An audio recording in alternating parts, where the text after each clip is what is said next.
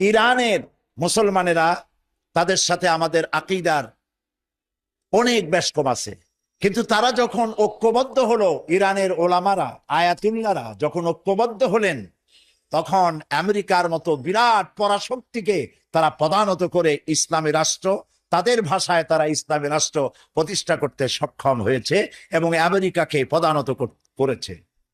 এখানে আয়াতুল্লাহ খমিনীর একটি কথা আমার মনে পড়ে, কি সাহস তার! ইমান আকীদা চাই থাকুক, আকীদার প্রশ্নে আমরা আপোষ করব না, কিন্তু এই কথাটা তো বলতেই পারি। যখন আমেরিকা তাকে বলেছিল যে আমার দূতাবাস থেকে যে 56 জনকে গ্রেফতার করা হয়েছে আমেরিকান, এদেরকে ছেড়ে দাও, তা না হলে তোমার খাদ্য রসদ আমেরিকা থেকে যত সাহায্য যায় সব বন্ধ করে দেওয়া হবে। আয়াতুল্লাহ খমেনি জবাব দিয়েছিলেন আমেরিকান প্রেসিডেন্টকে, তুমি কারে খাবারের ভয় দেখাও? যেই জাতির বছরে 1 মাস না খাইয়া থাকা ফরজ, সেই জাতি তোমার খাবারের অপেক্ষা করবে? তোমার মতো কাফেরদের খাবারের কোনো পরোয়া আমরা করি না। মুসলমানেরা যখন ঐক্যবদ্ধ হয়েছিলেন, আল্লাহ তাদেরকে বিজয় দান করেছিলেন সেখানে।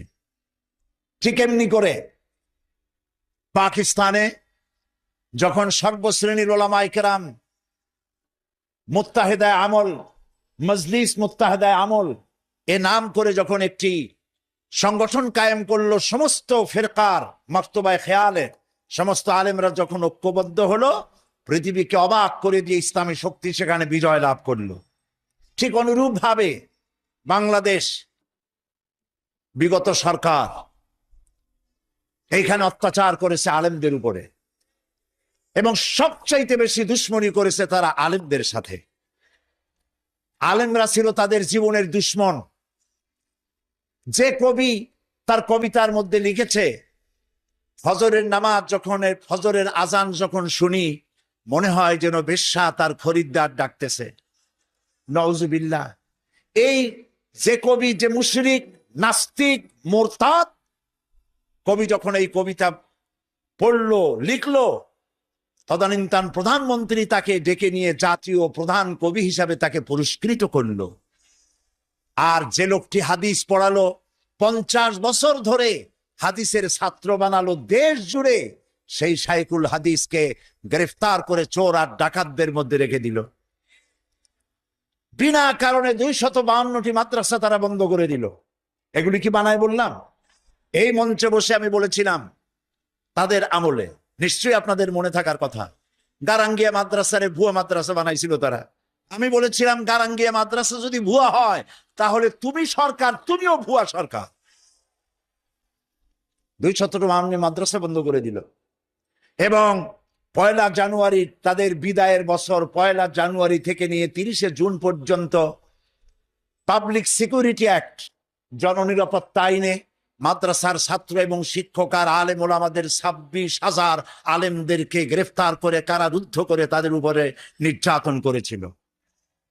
আলেম হলো তাদের দুশ্মন, আলেমদের নাম সহ্য করতে পারে না। আর নাস্তিক, মুরতাদ যারা, বুদ্ধিজীবী নামের মুরতাদ যারা, এরা তাদের কলিজার টুকরা মাথার উপর উঠায় রাখে। আর আলেম সহ্য হয় না, মাদ্রাসা সহ্য হয় না। সমস্ত কওমি মাদ্রাসাগুলি হরকতুল জিহাদ বানাবার, বোমা বানাবার আড্ডাখানা বলে তারা বলেছিল, প্রচার করেছিল।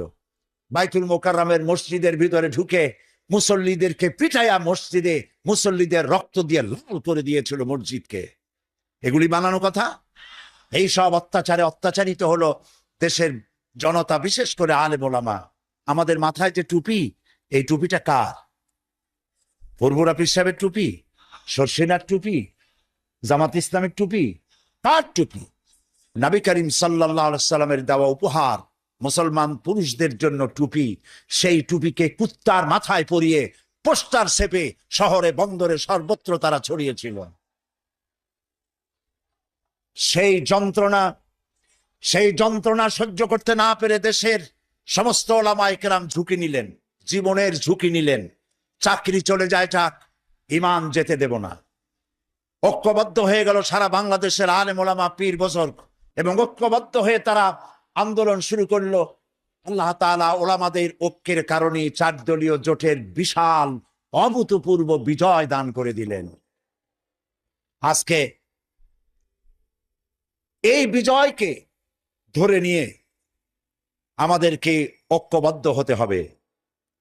ঐক্যবদ্ধ হওয়ার কথা এখানে অনেক এসেছে, কিন্তু কিভাবে ঐক্যবদ্ধ হব সেই কথা আমাদের অনেকের কাছে জানা নাই। জোর করে তাড়ায় দেবে, ঠিক কিনা? যেহেতু সমাজের ভিতরে কাপড় প্রতিষ্ঠিত আছে, সেই জন্য এই উলঙ্গ মানুষ পাওয়া যায় না। অনুরূপ ভাবে নামাজ যদি প্রতিষ্ঠিত হতো সমাজের ভিতরে, তাহলে বেনামাজি খুঁজে পাওয়া যেত না। চাকরি করতে গেলে সেখানে নামাজ মানদণ্ড হয়ে যেত, নামাজ পড়ে কিনা তা দেখে নেওয়া হতো। বেনামাজি লোক পাওয়াই যেত না যদি প্রতিষ্ঠিত থাকতো। প্রথম প্রশ্নই হতো তুমি নামাজ পড়ো কিনা।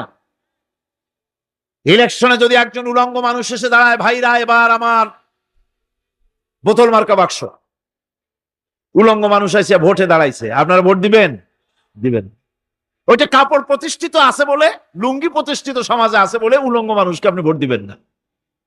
নামাজ যদি প্রতিষ্ঠিত থাকতো সমাজে, বেনামাজি মানুষ যদি এসে মঞ্চে দাঁড়ায়া যতই বলতো আমি ক্ষমতায় গেলে এই করব সেই করব, নামাজ প্রতিষ্ঠিত থাকলে পরে বেনামাজিরে কেউ ভোট দিত না। নামাজ প্রতিষ্ঠিত থাকতো তাহলে অফিসের অফিসার তো দূরের কথা, বেনামাজি অফিসের ঝাড়ুদারের চাকরিও তার কিসমতে জুটত না যদি নামাজ প্রতিষ্ঠিত থাকত। এর নাম হলো নামাজ কায়েম হওয়া। নামাজ কায়েম থাকলে এই অবস্থার সৃষ্টি হতো। এই জন্য আল্লাহ পাক বলেছেন নামাজকে কায়েম করতে হবে। নামাজ হবে সব ভালো কাজের মানদণ্ড। সমস্ত ভালো কাজের মানদণ্ড কি? নামাজ। নামাজ আমাদেরকে বড় রকমের শিক্ষা দেয়। কি শিক্ষা দেয়? নামাজ আমাদের শিখায় ঐক্য আর ভ্রাতৃত্ব। ভ্রাতৃত্বের আর ঐক্যের শিক্ষা দেয়। এক নেতার আনুগত্য করা শিখায়। জামাত যত বড় হোক, ইমাম হবে কয়জন? একজন ইমাম হবে। আর এই ইমাম মানে কি? নেতা। ইমাম মানে কি? নেতা নির্বাচন শিখায় নামাজে। নেতা নির্বাচন কে শিখায়? নামাজ শিখায়। বোঝেন খুব ভালো করে। কিভাবে? মনে করুন চট্টগ্রাম শাহী মসজিদে ইমাম প্রয়োজন। এখন সেই ইমাম নেওয়ার জন্য ইন্টারভিউ কল করা হলো, বিজ্ঞাপন দেওয়া হলো পত্রিকায়। অনেক আলেম আসলেন। ইন্টারভিউ বোর্ডে যারা বসলেন তারা ইন্টারভিউটা কিভাবে নেবেন? যার মাথার চুল লম্বা বেশি তার ইমামতি দেওয়া হবে, যার লুঙ্গিটা পায়ের গিরার তলে তারে দেওয়া হবে, যার মোষটা মুখের মধ্যে গিয়া ঢুকছে, হাসি দিলে বুঝাই যায় না হাসে না কান্দে, তারে দিবে। দাড়িগুলা কামাইছে তারে দেবে। সিগারেট খায়, বা অবশ্য চট্টগ্রাম আর সিলেটে সিগারেটের ফতোয়া ভিন্ন রকম। বরিশালে আমি যেখানে জন্মগ্রহণ করেছি, আমার এলাকায় কোনো আলেম যদি সিগারেট খায়, মসজিদের ইমাম তো ভালো, মসজিদ ঝাড়ু দিতেও ঢুকতে দেবে না মসজিদে। এটা এই এলাকার এক রকমের কায়দা। আমি এটার ব্যাপারে কথা নাইবে বললাম।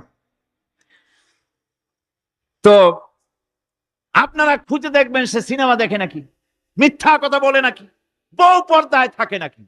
এগুলি মাইক্রোস্কোপ যন্ত্র দিয়ে ইমামের মাথা থেকে পা পর্যন্ত দেখবেন কিনা কন?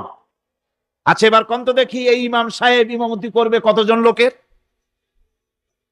500, 1000, শাহী মসজিদে ধরেন 5000 লোক হইল। 5000 লোক, 5000 লোকের ইমাম নির্বাচনের সময় পা থেকে শুরু করে মাথা পর্যন্ত দেখেন, এমনকি বউ পর্যন্ত। বৌমনি আনিয়ে দেখেন না, পর্দায় থাকে কিনা এইটা আপনারা দেখেন, ঠিক কিনা? এ খবরটা নেন। 5000 লোকের একটা ইমাম বানাতে গিয়ে মাইক্রোস্কোপ যন্ত্র দিয়ে দেখেন মোষ কেমন, দাড়ি কেমন, চুল কেমন, পাও কেমন, হাত কেমন, হাতে নখ লম্বা কিনা, দাঁতে ছাতা কিনা, বউ পর্দায় থাকে কিনা, মিথ্যা কথা কয় কিনা, এত দেখেন। আর যখন নির্বাচন আসে তখন 2.5 থেকে 3 লক্ষ মানুষের জন্য একজন এমপি নির্বাচিত হয়।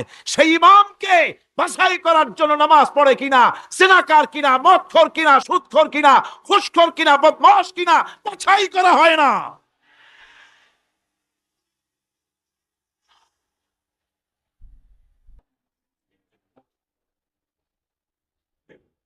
নামাজ আমাদেরকে এটা শিখায় ইমাম কেমনে বানাইতে হবে। কন সুবহানাল্লাহ। নামাজ ঐক্য শিখায়, নামাজ ভ্রাতৃত্ব শিখায়, নামাজ পারস্পরিক মহব্বত শিখায়, নামাজ নেতা কেমন হওয়া উচিত, নেতা নির্বাচন শিখায়। আবার নেতা ভুল করলে তার ভুল বলা যাবে না, এরকম হতে পারবে না। নামাজের ভিতরে ইমাম যদি ভুল করলে আপনি লোকমা দিবেন, সুবহানাল্লাহ, আল্লাহু মোহাম্মদ আমিন দাঁড়িপাল্লা প্রতীক নিয়ে আজকে দর্শনা বিশাল গণজোয়ার মিছিল, নির্বাচনী মিছিল অনুষ্ঠিত হচ্ছে। আপনারা দেখতে পাচ্ছেন, এই যে দেখেন দেখেন দেখেন, এই মুহূর্তে আমরা রেল কোচিং করতেছি।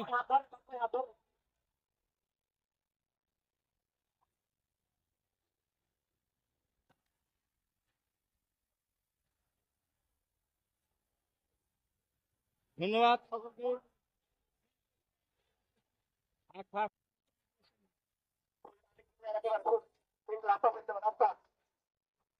মানুষ লোকারণ্য উৎসব মুখর পরিবেশে আজকে এই নির্বাচনী গণমিছিল অনুষ্ঠিত হচ্ছে। মানুষের স্বতঃস্ফূর্ত দেখা যায় আগামী দিনের চুয়াডাঙ্গা 2 আসনের কান্ডারি এলাকার উন্নয়নের প্রতীক বিশিষ্ট সমাজসেবক জনাব মোহাম্মদ রুহুল আমিন দাঁড়িপাল্লা প্রতীক নিয়ে তিনি এই মুহূর্তে বিশাল গণমিছিল, নির্বাচনী গণমিছিল অনুষ্ঠিত হচ্ছে।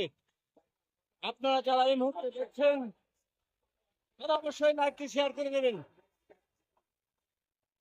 সবাই স্বতঃস্ফূর্তভাবে সুন্দর পরিবেশে ওই মুহূর্তে ঘটবে। একটু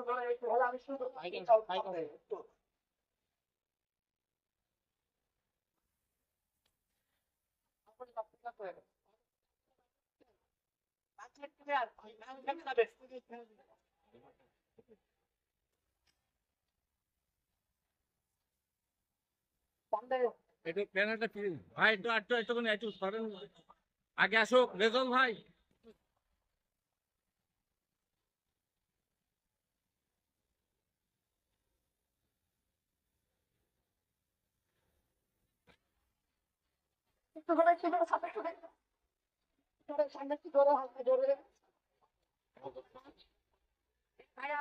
পরে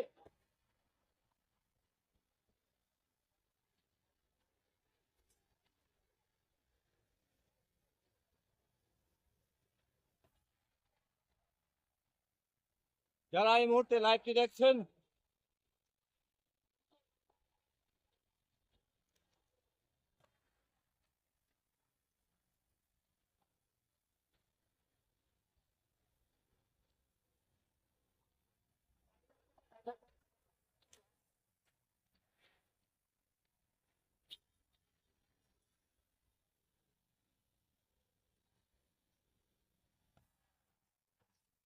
ধরুন, আজকে এই মুহূর্তে লাইভটি শেষ করে দিলাম আমরা। ধন্যবাদ দিয়ে সকলকে, আল্লাহ হাফেজ।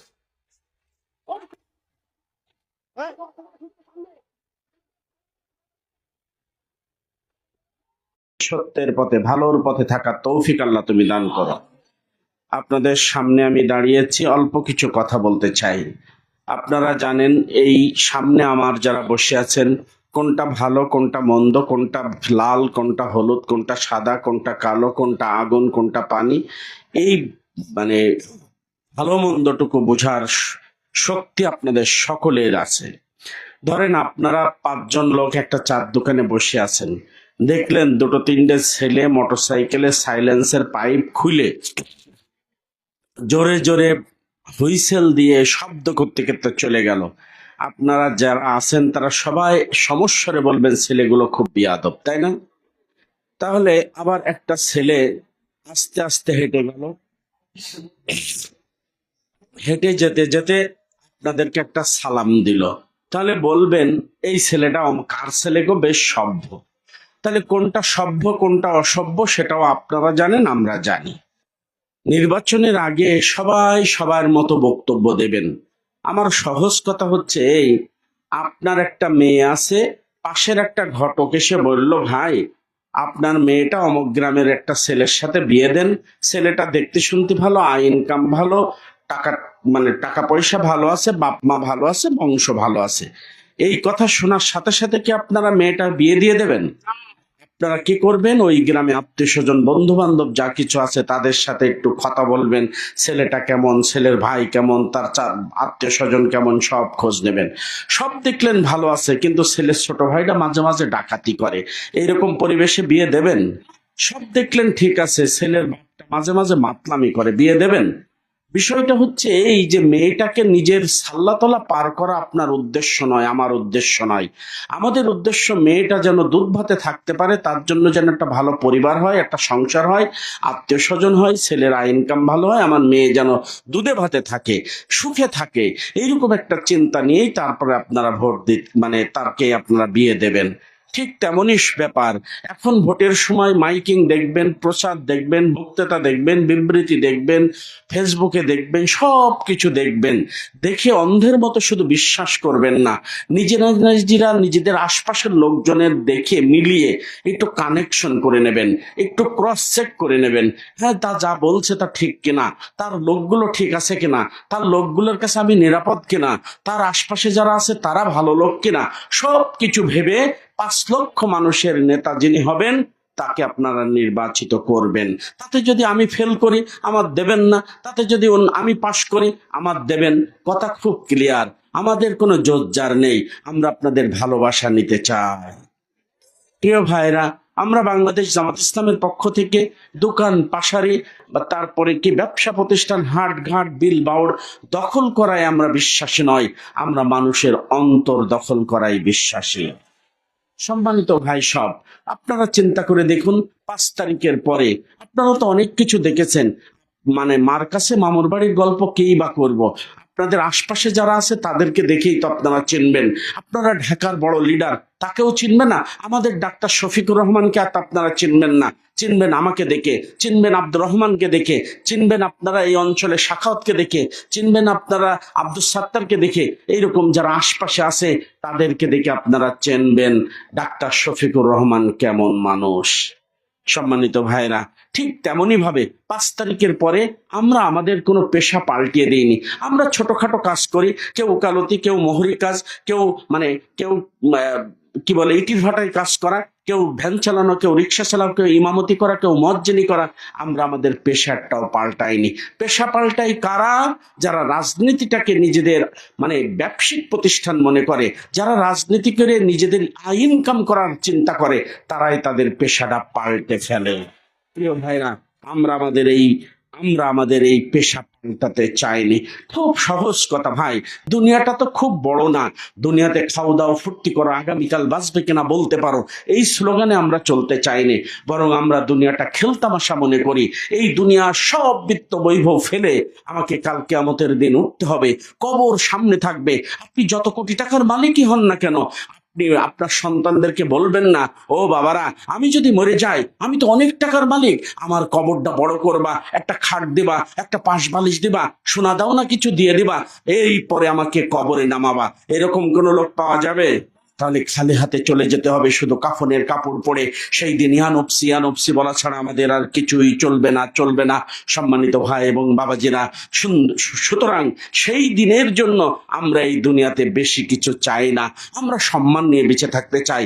জামাত ইসলামের মূল কথা মানবতার কল্যাণ। অন্যান্য রাজনৈতিক দলকেও জিজ্ঞেস করবেন, ভাই তোমাদের রাজনীতি করার উদ্দেশ্য কি? বলবে মানুষের খেদমত করা। তা আমি বলি, ভাই মানুষের খেদমত করতেই তো ছিলে, তাহলে একটা মানুষের মাথায় যে লাঠি মারলে, একটা মানুষের যে হালের গরু খুলে নিলে, একটা মানুষের ছাগল যে খুলে নিয়ে গেলে, একটা মানুষের পুকুরের মাছ যে খুলে নিলে, মাছ যে তুলে নিলে, গাছ আছে গাছ রাস্তা থেকে কেটে নিলে, তাহলে তার কোন কল্যাণ করলে একটু ভেবে দেখো। প্রিয় ভাই এবং বন্ধুরা, আপনি যদি কাউকে কষ্ট দেন, তার চোখের পানি যদি মাটিতে পড়ে, তার দীর্ঘশ্বাস যদি এই বাতাসে ভেসে ওঠে, তাহলে আপনি কোনোদিন সুখ পাবেন না। হয়তো অনেক টাকা থাকবে, বউ কথা শুনবে না, হয়তো অনেক টাকা থাকবে, ছেলে মেয়ে কথা শুনবে না, হয়তো অনেক টাকা থাকবে, ডায়াবেটিক্সে ভুগবেন, হয়তো অনেক টাকা থাকবে, হাটে রিং লাগাতে হবে। এরকম বিভিন্ন জটিলতায়, অসুস্থতা এবং অসুখে আপনার জীবনটা ছারখার করে দেবে। সুতরাং অল্পতে তুষ্টি থেকে মানুষের কল্যাণের জন্য কাজ করে কিভাবে যাওয়া যায়, কিভাবে মরার পরে মানুষ বলবে অমুক লোকটা ভালো ছিল, কিভাবে মানুষ বলবে না অমুকের কাছে গেলে একটু উপকার পাওয়া যেত, রাজনৈতিক ধর্ম এটাই হওয়া উচিত। প্রিয় ভাইরা, আমি মাঝে মাঝে বলি, ভাই গো, এই অঞ্চলে এমপি হবে তো একজন, কিন্তু আপনারা এই কাশীপুরের মানুষ, কেউ ভাই, কেউ চাচা, কেউ আত্মীয়, কেউ স্বজন, নিজেদের মধ্যে কেউ হাত পাকা, কেউ ধানের শীষ, কেউ নৌকা, কেউ জামাত, কেউ দাঁড়িপাল্লা, কেউ অন্যান্য দল, বিভিন্ন দলের লোক আছেন। হ্যাঁ, কেউ বিভিন্ন দলের লোক আছেন। এর মধ্যে নিজেরা ঝগড়া করার কারণটা কি? আপনি মরে গেলে খাটিয়া তো আপনার ভাই ধরবে, আপনি অসুস্থ হলে আজান